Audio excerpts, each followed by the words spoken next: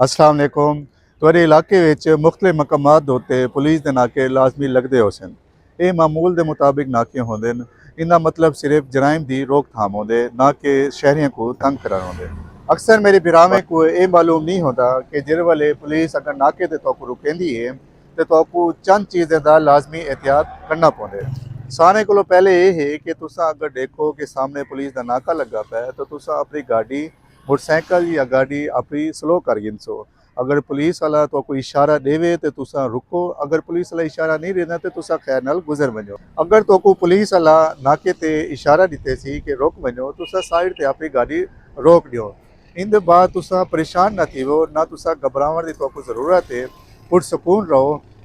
जेडे तोरे डॉक्यूमेंट्स हैं शनाख्ती कार्ड है या पीछे तोरे गाड़ी के कागजात हैं वो अपने कोल रखो और तुसा गैर जरूरी हरकत ना करो जिमें फजूल तुसा जेब हथ पेंदे वे।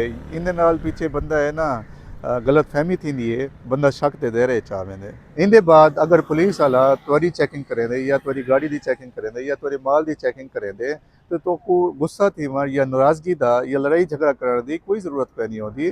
तुसा अगर तोकू कोई चीज़ नाल इख्तलाफ है तो तुसा हूँ वाले सब्र कर गिनो, बाद चौंदी तुसा कंप्लेन मुतलका इदारे को तुसा कर सकते वे।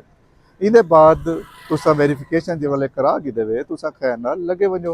मेरी आखिर तमाम शहरी हजरात को गुजारिश है कि अगर तोकू पुलिस वाले का रवैया मुनासिब नहीं लगता या तोकू उनके नाल कोई चीज़ का इख्तलाफ है तो तुसा उनकी वीडियो बना के सोशल मीडिया ते वायरल ना की करो। इन नाल हथों मसला वध वेंदे, मसला पेचीदा थी वेंदे। तुसा प्रॉपर चैनल नाल तुसा बाद उनकी कंप्लेन कर सकते वे। इन नाल ही तोकू इंसाफ मिलसी। शुक्रिया।